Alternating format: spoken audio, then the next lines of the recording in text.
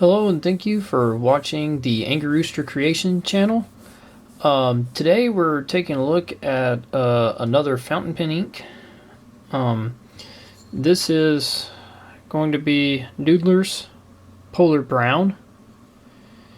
It is like the last video that I did on the Polar Green ink. This is out of the same line of inks. It's a brown ink.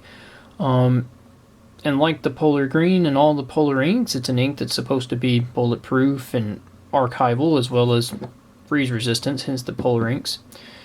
And today I'm going to do, much as I did with my last video, I'm going to do a test where I'm going to write on the same papers that I wrote with on the Polar Green ink test.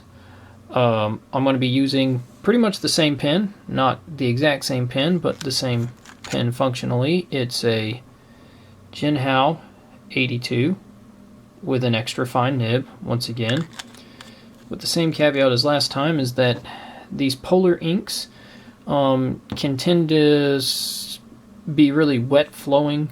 They can tend to blot, feather, and bleed through pretty badly. So as I did in the last video, I suggest that you use an extra fine or a fine nib or a drier writing pen when using these inks to kind of mitigate the the tendencies that this ink can have on certain papers. And like I said, once again, I'll be testing on the same papers that I did in my last video. I've got some 20-pound Pen Gear copy paper, which is the cheapest copy paper I could get from Walmart. I've got a Pen Gear composition notebook.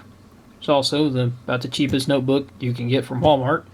I've got some 50-pound Blick white sulfite drawing paper. I've got 50-pound Koh-i-Noor sketch paper. And then I've got a 98-pound Canson mixed media paper that I'm going to be testing. Being as how I mostly use my pens for drawing and doing ink art, these are the papers, the kinds of papers I generally use the most. I do use my pens on other papers, but I've got a lot of no-name and no-branded sketchbooks and other things, and I could pick a random paper and write on it, say it works good, but I couldn't necessarily tell you what it is, where I got it from, or where you could get it, if you can even still get those papers. So the ones that I picked are papers that I know were readily available. So without further ado, I'm going to start my writing test. I'm going to be doing a line in cursive. I'm also going to be doing a line in non-cursive writing, as well as a scrub and smear test, a 10-second smear test. With these inks, these Polar inks specifically, I'm slow when I write in cursive, and since the nib stays on the page longer, it's more likely that you're going to see the blotting and feathering in the cursive writing on my samples than when I do the non-cursive writing. So, anyways, without further ado, let's get on to the writing test. Mississippi 10, Mississippi.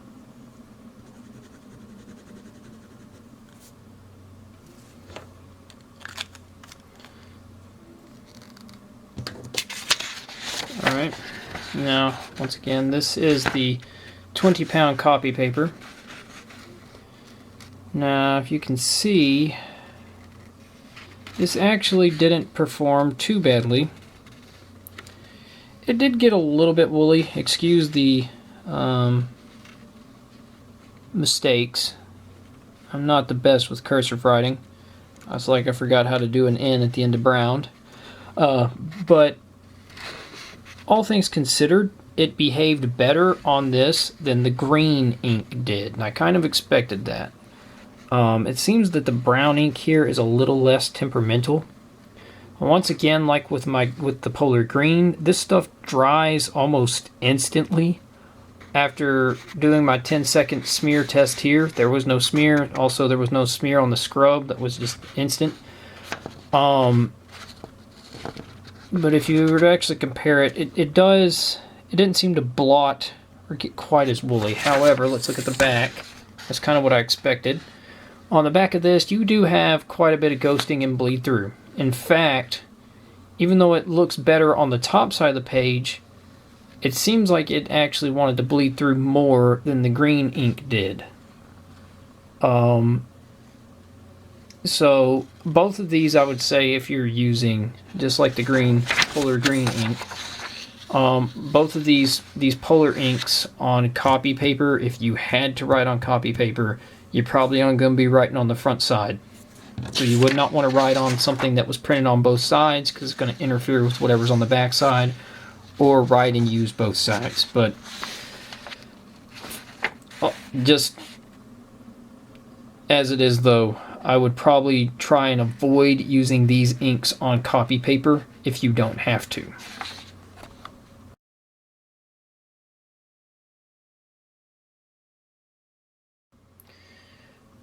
Alright, our next writing test is going to be here on the Pen Gear composition notebook.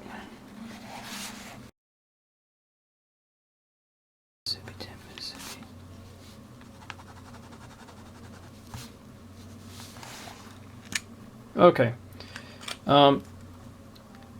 Excuse the misspellings and miswritings here. I got to just copying what was on the page above and wrote Polar green instead of Polar brown.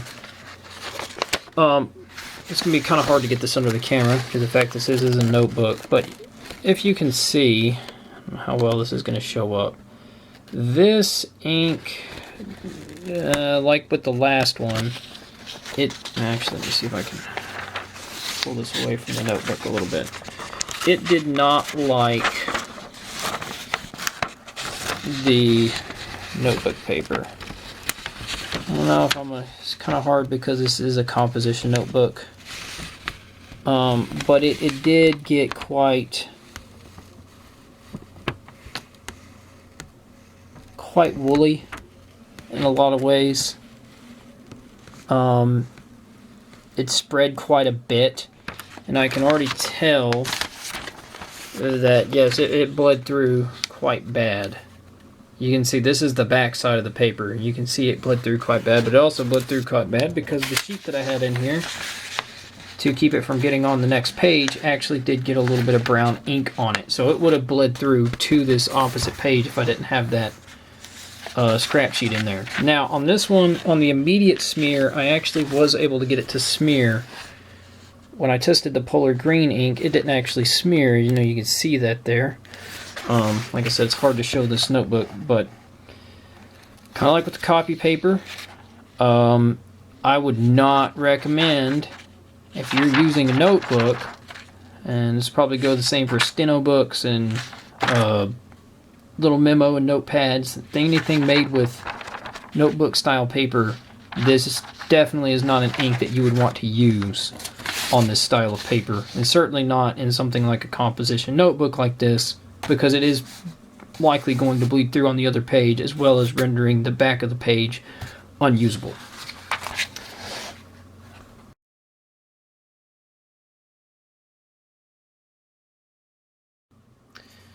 Alright, our next writing test here is going to be on the Blick 50-pound white sulfite drawing paper.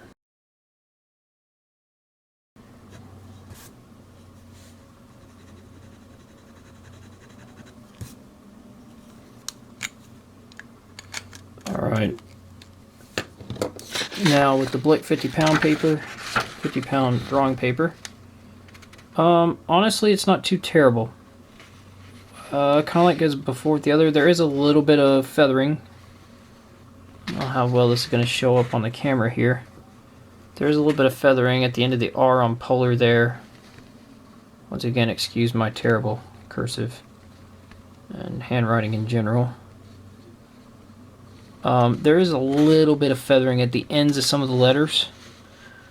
Didn't seem to blot quite as bad as the green ink sort of did, but it seems to, I don't know how well that's going to show up. There is some feathering on the word nib and the F there, if that shows.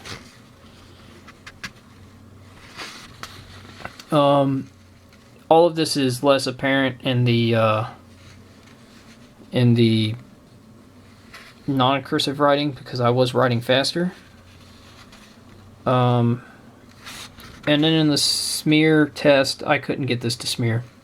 It pretty much instantly dried. 10-second smear did nothing, and even the scrub did nothing. And as far as the back of the page, there's some ghosting. Mostly in the areas where I was slower, where there was blotting, and that seems to mostly have occurred in the cursive writing. There's really no ghosting, but I mean, it's 50-pound paper, so that shouldn't be expected. But as you can see, it worked okay on this paper. Certainly better than the other two so far, but the next one is going to be the Koh-i-Noor sketch paper.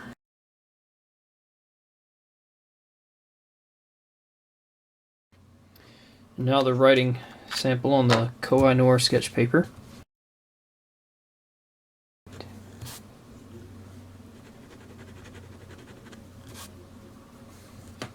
Alright, so once again, kind of like with the other ink, this paper is not as absorbent, and it does not absorb the ink as quickly. Which, one, I was able to get both the 10-second smear to go and the immediate smear, but also you'll notice that, like with what I experienced on the when I tested the green polar ink, we don't really have almost no feathering to speak of. Right there at the end of polar, at the end of the sort of R, it's a bad R, but anyways, it's kind of maybe a little bit of a blot in a feather, but in reality, there's not really much of anything negative going on with the way this ink laid down. Now, I will make the same disclaimer I made when I tested the green ink. This paper here has a texture or a tooth to it.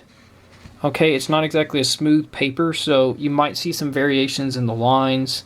But that has more to do with how the ink was laid down on the surface of the paper rather than a negative effect of the ink itself. And that's something that would be pretty much universal with this paper. Now, you can see here, I actually see less, whereas on most of these papers, the brown ink has seemed to ghost and show through the paper more than the green. This actually seems to be the opposite. I feel like I see more ghosting from when we tested the green ink, because right here are the two lines. You can just barely make them out. Now, this is a 50-pound paper. It's pretty thin for a 50-pound paper, but it is a 50-pound paper, and it's not as absorbent just by its nature. So, overall, it works pretty well on this paper. You know, mostly you use this for drawing, so you're going to draw something on the front, probably not use the back. But if for some reason you had a paper similar to this paper, you could absolutely use the back if you wanted or needed to for any reason. Alright, and then I'll move on to the next paper.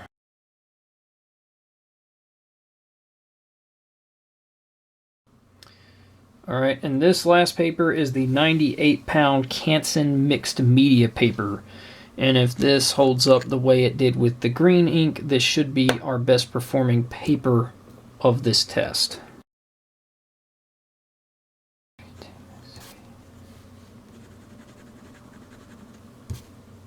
Alright.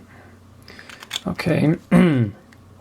So, seemingly consistent with what we saw with the green ink, kind of what I expected from this test. This absolutely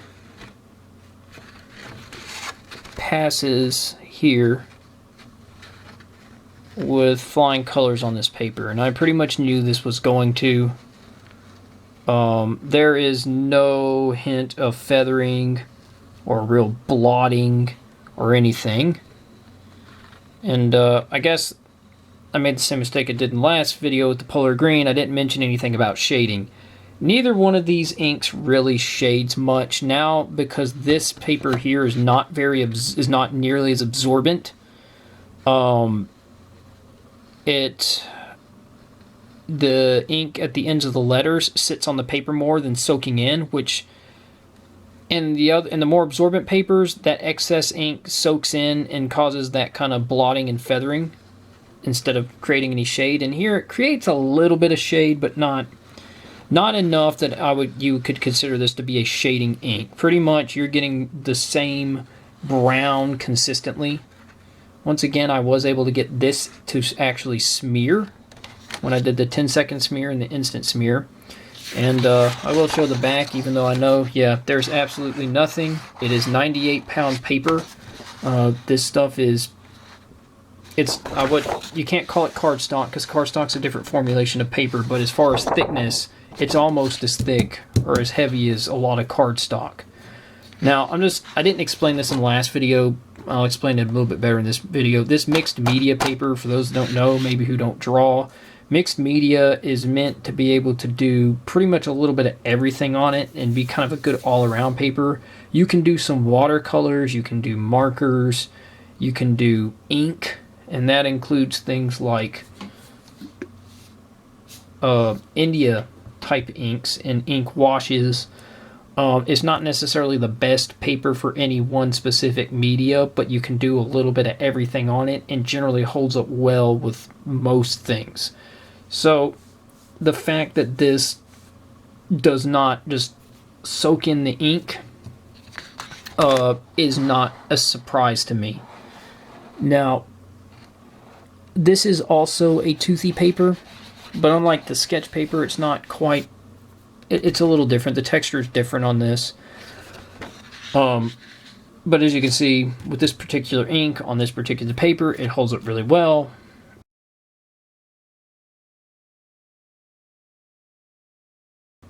I already kind of expected that. So,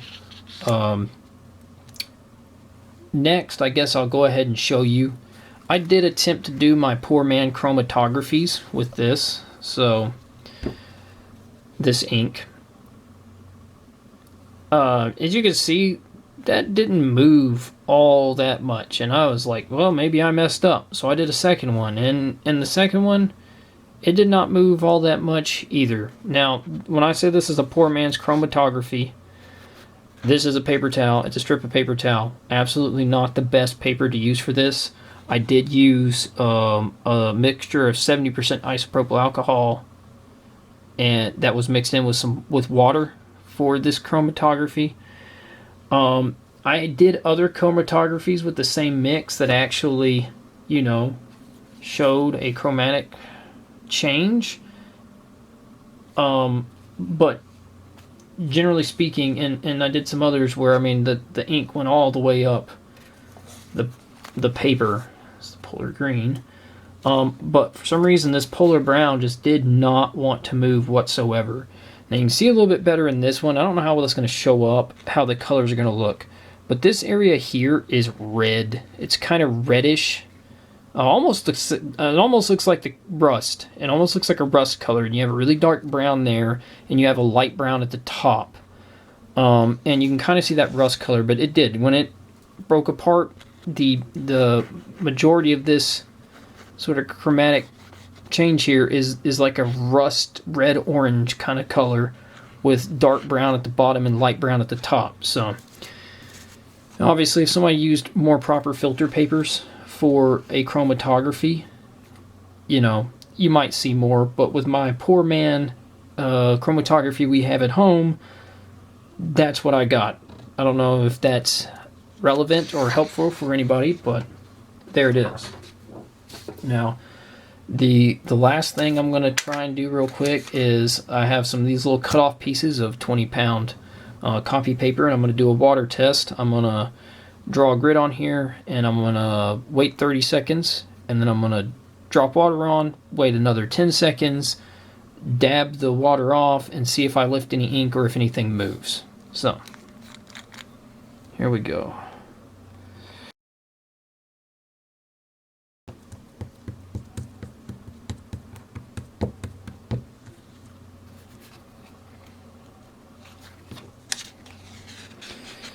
And kind of what I expected. The ink did not appear to lift whatsoever. It didn't appear to move at all. It didn't run at all. I mean, it's permanent. So kind of like the Polar Green, and as I expected based on what I've known about this ink is completely waterproof. I mean, that's just drawing it on the writing on the paper, waiting 30 seconds, doing the water test. So now obviously, like we've seen some of the other papers, dry time is dependent on the paper and how it reacts to the paper itself, but once it is dried on the paper, this stuff is there. So for, you know, what it's worth, there are the test of the Noodler's Polar Brown here. Like I said, it's unfortunate that I don't have things like Rhodia paper, Tomoe River, and Moleskine paper, and some of the other notebook papers that a lot of people probably want to see tested. But you know, for what I mostly use, I don't really do a lot of journaling. I do more art and drawing. So a lot of the things that I have access to are papers that, you know, aren't what most guys that gals and whoever uses their fountain pens typically writes and draws on. Now I'm going to address the fact, I thought about it, I haven't used Bristol. All I have is smooth Bristol, and just from my experience in the past trying to draw on smooth Bristol with fountain pens, is that a lot of the fountain pen inks I've used have had extraordinarily long dry times on Bristol. You won't see the inks feather or anything, but you have to leave the paper out for the Bristol boards out for a very long time to get them to dry. And as such, I don't really feel like testing these inks on Bristol boards. Now that's on smooth Bristol.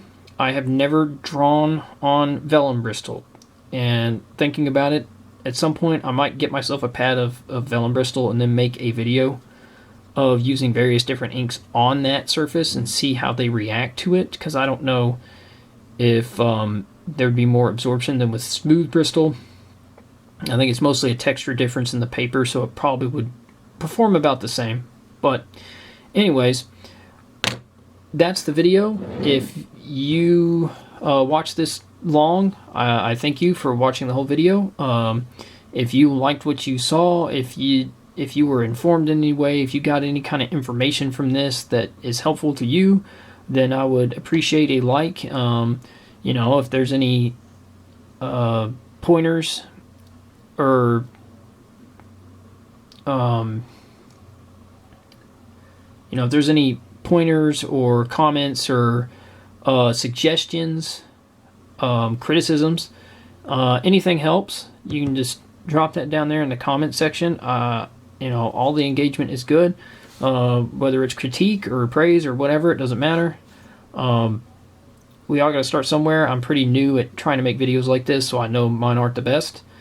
And if you really like it, and if you watch any of my other videos and you like what you see, then I would definitely appreciate a subscription. It really would help the channel out, help me out. And without further ado, I'll see y'all later, and hopefully see you in the next one. Thank you. Bye.